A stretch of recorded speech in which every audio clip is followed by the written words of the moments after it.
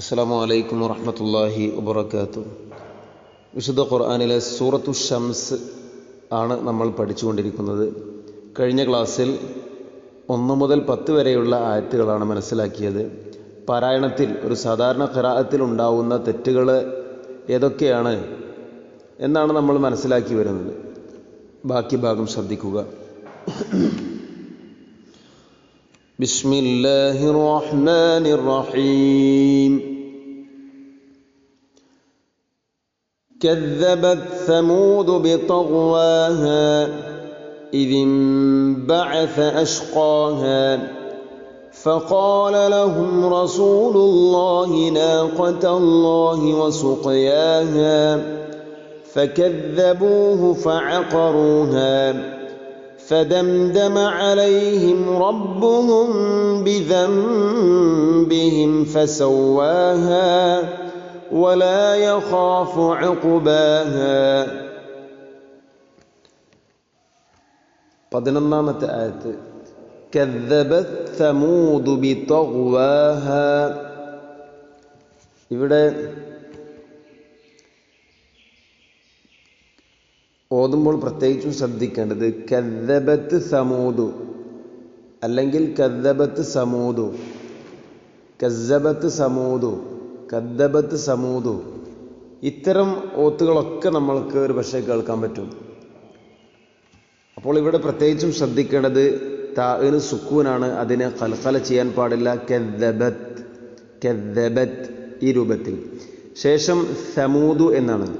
താഇൻ്റെയും സാഇൻ്റെയും മഖ്റജ് ഏകദേശം അടുത്താണ്, എന്നാൽ പിന്നെ ഇദ്ഗാമിലേക്ക് എത്തുന്നില്ല.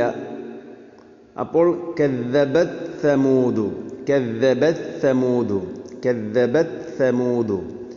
താഇൻ്റെ മഖ്റജ് മേലെ പല്ലുകളുടെ മുരടിൻ്റെ അടുത്ത്,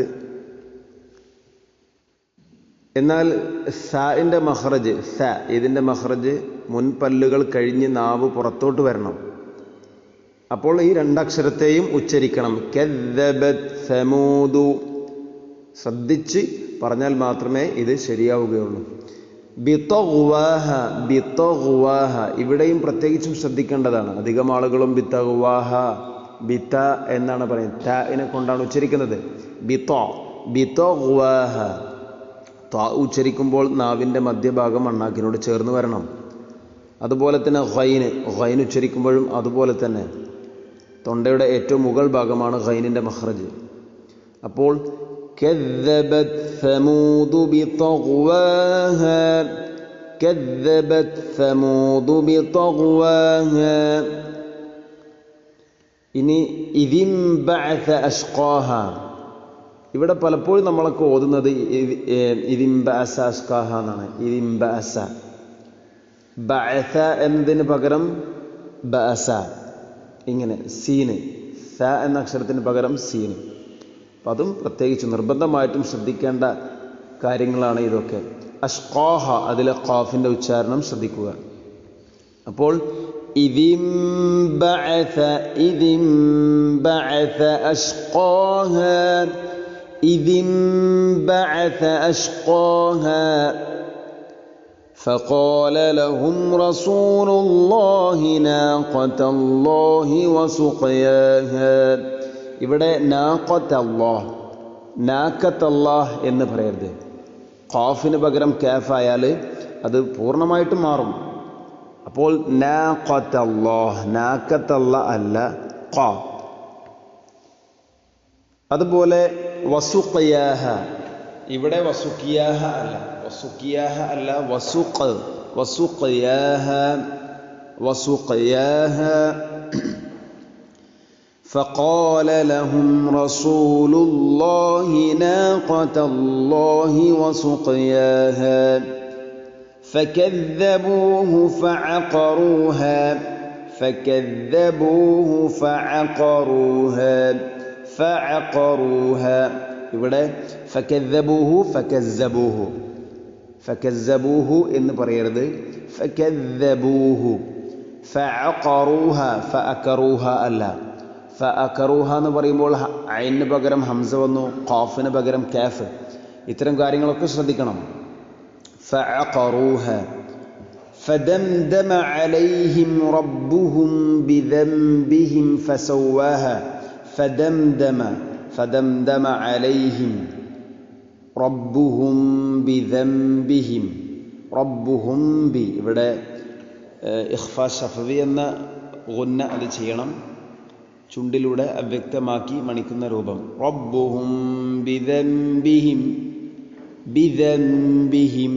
ഇവിടെ സുക്കൂനുള്ള നൂനിന് ശേഷം ബ വന്നു. അപ്പോൾ ഇഖ്ലാബ് എന്ന നിയമമാണ്.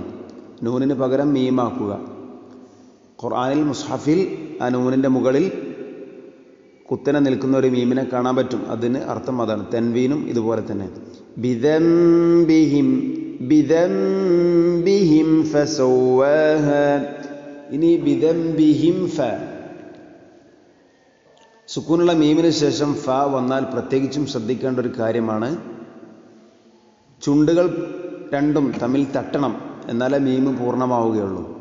ബിദംബിഹിം ഫ. അതുപോലെ തന്നെ വാവ് വന്നാലും ഗൈരിൽ മഗ്ദൂബി അലൈഹിം വ. ഇത് പ്രത്യേകിച്ചും ശ്രദ്ധിച്ചുകൊണ്ട് ഓതണം. ബിദംബിഹിം ഫ ബിദംബിഹിം ഫസവ്വാഹ വലാ യഖാഫു ഉഖ്ബാഹ. വലാ യഖാഫു ഉഖ്ബാഹ എന്നല്ല, വലാ യഖാഫു ഖാഫു ഉഖ്ബാഹ. ഐനിൻ്റെ മഖ്റജ് തൊണ്ടയുടെ മധ്യഭാഗം, ഖാഫ് ചെറുനാക്കിൻ്റെ അടുത്ത്. അപ്പോൾ ഉഖ്ബാഹ എന്നാണ് ഉച്ചരിക്കേണ്ടത്. വലാ യഖാഫു ഉഖ്ബാഹ فكذبوه فعقروها فدمدم عليهم ربهم بذنبهم فسواها ولا يخاف عقباها. ഒന്നുകൂടെ ശ്രദ്ധിക്കുക.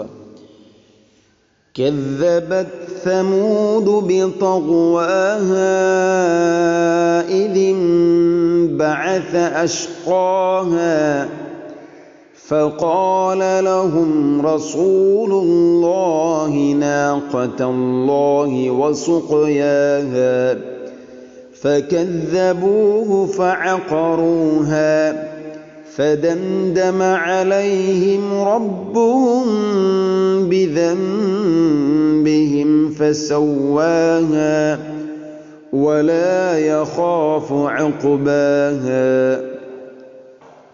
സൂറത്തു ശംസിലെ 11 മുതൽ അവസാനം വരെയുള്ള ആയത്തുകളാണ് നമ്മൾ കേട്ട് മനസ്സിലാക്കിയത്. പാരായണത്തിൽ പരമാവധി തെറ്റുകൾ ഒഴിവാക്കി അല്ലെങ്കിൽ തിരുത്തി നമ്മൾ വളരെ നല്ല രൂപത്തിൽ പാരായണം ചെയ്യാൻ ശ്രമിക്കുക. അള്ളാഹു തൗഫീഖ് ചെയ്യട്ടെ, സ്വീകരിക്കുമാറാവട്ടെ. അസ്സലാമു അലൈക്കും വറഹ്മത്തുള്ളാഹി വബറകാതുഹു.